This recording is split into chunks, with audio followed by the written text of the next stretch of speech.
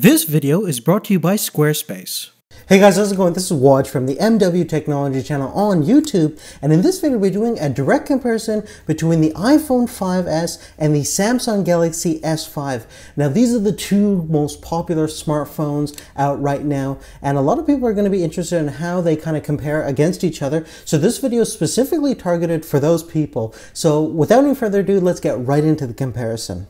Now taking a look at the external design and dimensions, you can definitely see that the iPhone is fairly compact and very similar to its older generation of iPhone 5. Now in terms of dimensions, the iPhone 5s measures about 123.8 millimeters in terms of its height and about 58.6 millimeters in terms of its width. On the Samsung side, it's still a little bit larger because it has that larger display, and it measures about 142 millimeters in terms of its height and about 72.5 millimeters in terms of its width. Now in terms of thickness, both phones are very compact respectively. The iPhone 5s is thinner, measuring about 7.6 millimeters, versus the S5 is just a tiny bit thicker, measuring about 8.1 millimeters. Now in terms of weight themselves, you can definitely notice that the iPhone 5s is the lighter product, and it is made out of more higher quality materials. It's made out of an aluminum unibody construction, which makes the phone feel really nice and very premium in the hand, and it measures about 112 grams versus the Samsung measuring about 145 grams, which is certainly not bad considering Samsung has the larger screen size.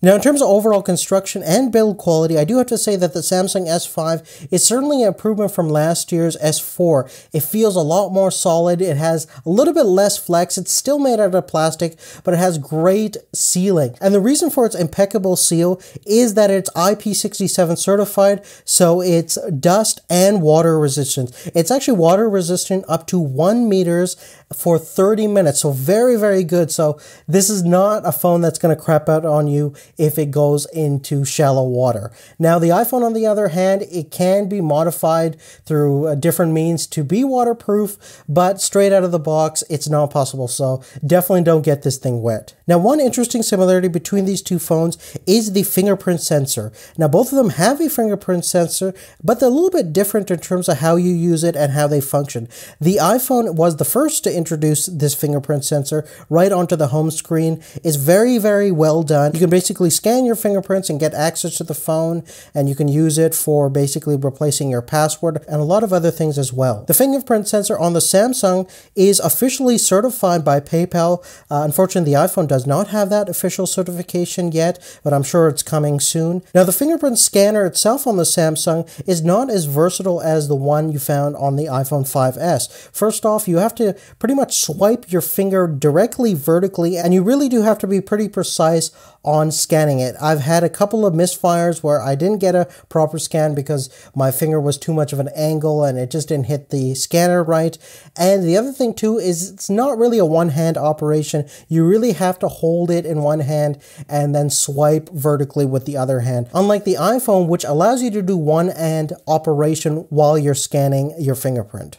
Now additionally, located at the back of the Samsung Galaxy S5, we see a heart rate sensor, which is basically going to allow you to put your finger right up there and detect your heart rate. And it does that really well, which is designed to be smartly integrated into the new S Health application system that they have in the new Samsung Galaxy S5. Next, we're going to talk about expandability. On the iPhone, you're not going to find too many options to expand your memory or to change your battery. Everything is pretty much fixated in which model you actually choose.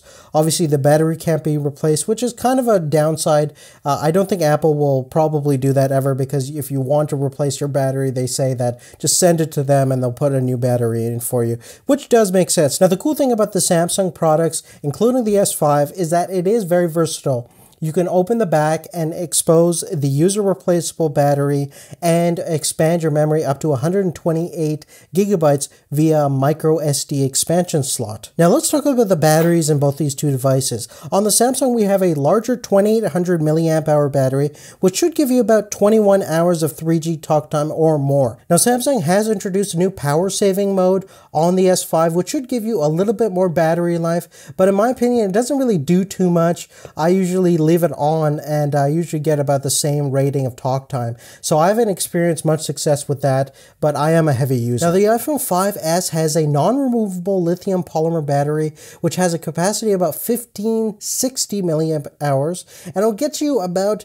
11 hours of 3G talk time. I usually get really good battery life out of the iPhone, and in most cases I get better of what Apple rates. So expect to see some really good battery life, but not as good as certainly the Samsung S5. Now one thing is for sure, if you are a heavy power user and you need a phone with really good battery, the iPhone is not bad, but you're definitely going to struggle, especially if you're a heavy user. With the Samsung S5, even though it has a great battery, which will last you definitely all day, but if you're a super heavy user, you can always buy multiple Samsung batteries and replace them as you go. Now let's talk about the screens on these two devices. The Samsung has a very similar screen to last year's S5. It's still 1920 by 1080 with a PPI of about 432, and it still delivers some great colors and overall saturation, and the accuracy of the screen is also very good for watching videos, looking at text, and a whole bunch of other things. It also has a new adaptive screen, which is going to automatically adjust the screen contrast ratio, the saturation of your colors, brightness, and even the sharpness of certain images to maximize your viewability depending upon what kind of environmental conditions you are in. Now looking at the iPhone screen, it still has a Retina display measuring about 1136 by 640, which is not bad for its smaller screen size of 4 inches, and it has a PPI of 326. In most situations, you're not going to notice much of a difference between these two in terms of overall clarity. I think the iPhone is still very clear, even though it doesn't have the same amount of pixels, but in terms of its smaller screen size, it really makes up for that clarity. Now in real life, when you take a look at these two displays, you will notice that the Samsung obviously has the more vibrant display. The black levels on this thing is amazing because of its Super AMOLED technology. It actually turns off regions of the screens that don't need to be on. So when you're watching movies at night or viewing things that in pure pitch black, you'll notice that the colors are pretty amazing, especially if you've experienced most cell phones that have a more traditional backlight system. Now the iPhone, in terms of sharpness, sure, it doesn't have the numbers, but based on its screen size, it's still very sharp. The text and everything you do on a day-to-day basis on an iPhone is perfectly capable and certainly very usable for its screen specifications. Now, when we look at the internal hardware, they're both very respectively powered. Now, they're very different architectures. In terms of the CPUs themselves, the Samsung S5 is using a Snapdragon 801 chip, which is a quad-core processor clocked at about 2.5 gigahertz, and it's very fast. It has 2 gigs of RAM, which is twice as what the Apple iPhone 5 has, about 1 gigs of RAM. And in terms of CPU, the iPhone is using its A7 dual-core chip clocked at about 1.3 gigahertz, which is a very powerful processor. This actually beats out the older generation of the Samsung S4. Now, in order to test the hardware inside these two computers, we're going to run Geekbench and see how they compare against each other. Now, here's a very interesting result regarding the iPhone 5. Now, the 5S is getting about 1416 on the single core score, which is a lot better actually than the Samsung, measuring only about 891 on that single core score. On the other hand, when you take a look at the multi-core, since the Samsung has physically more cores, it's getting a little bit better, measuring about 2852 versus about 2564 on the iPhone 5S. Now guys, we're going to continue with our comparison, but before we go any further, let's take a look at our sponsor for this review. This comparison video is brought to you by Squarespace, the all-in-one platform that makes it fast and easy to create your own personal website, portfolio, and online store. For a free trial and 10% off, visit squarespace.com and enter our offer code SYED at checkout. And remember that a better web starts with your website. Now, if any of you guys have thought about making your own website, it's now easier than ever when you use Squarespace. They have very simple and easy to use interface with beautiful template designs. Everything is drag and drop and it's very intuitive. They also have 24-hour tech support if you need any help. Plans start at $8 a month and it includes a free domain name when you sign up for the year. Another cool thing about Squarespace is that every website that you build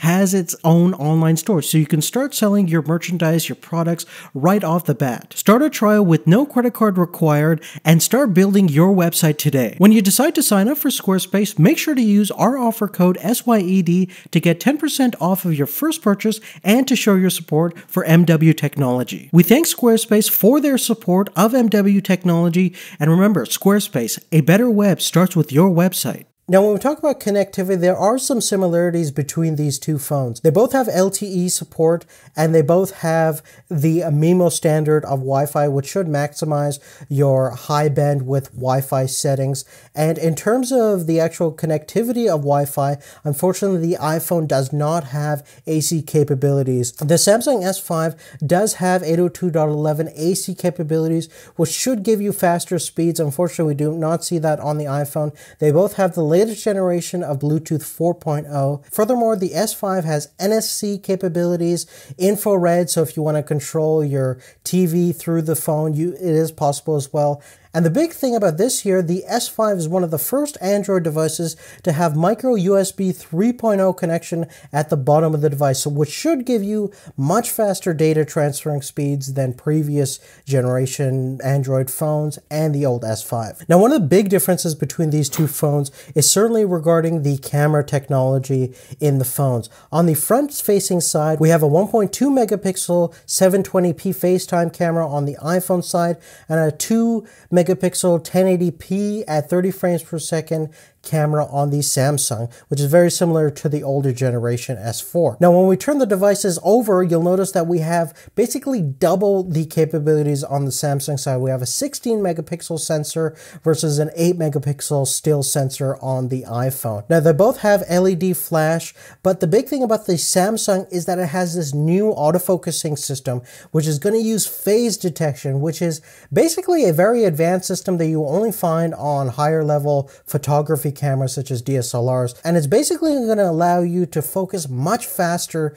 than other traditional smartphones. So now it's possible to get really fast, crisp shots about fast-moving sports, action, nature photography. This is a pretty versatile focusing system. Another cool thing about the new focusing system is it has selective focusing capabilities, which is going to make it easier for you to isolate your subject from the background, kind of blurring out the background a little bit better, and it has HDR modes both in video and in photos. Now, speaking of the videos, we find another big differences between these two phones. Basically, the Samsung is 4 times the resolution in terms of video capabilities because it can record 4K or ultra high definition at 30 frames per second. It also has a 1080p mode that can record up to 60 frames per second and also a 720p mode that can shoot 120 frames per second for your slow motion stuff. Now, the iPhone also has the slow motion at 720p. Again, it's the same frame rate, about 120 frames per second, and very similar qualities in terms of that slow motion. Now, next we're going to actually test out the stills and video capabilities by basically shooting the same scenes with both cameras, and that way you can determine which camera looks better to you.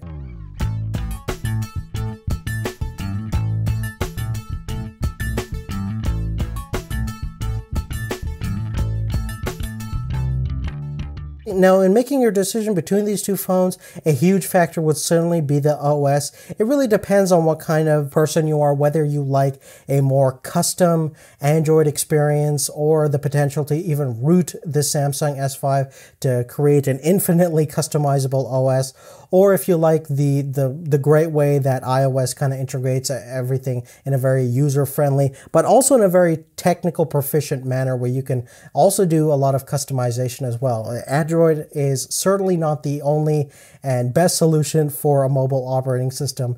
I think iPhone is just as up there as well too.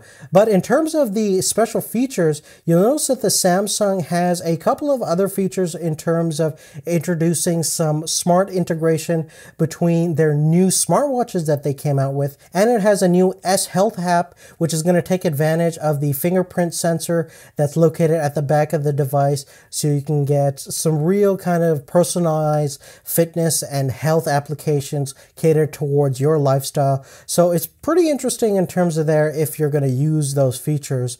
But if you're going to get a smartwatch, for sure, the integration on these Samsung devices works really well. But on that, guys, thank you so much for watching. If you have any questions about anything I talked about, please make sure to leave that on a comment down below. And let me know what you guys think in terms of these two phones. Which one would you prefer? Would you rather have the kind of amazing feature-packed capabilities of the Samsung Galaxy S5, or would you have the very solidly built and very great smartphone that many people are still enjoying, the iPhone 5S? Don't forget to make sure to share this video if you like it, and check out our homepage, Majid Sayed 2, where you'll find all of our latest comparisons, and we have a whole bunch of comparisons that we've done very recently because of all these new smartphones. And I would really love to thank Squarespace.com for making this video possible. If you're building a website, make sure to visit squarespace.com/SYED and enter our offer code SYED to get 10% off. Thank you again for watching, and we'll see you later. Take care.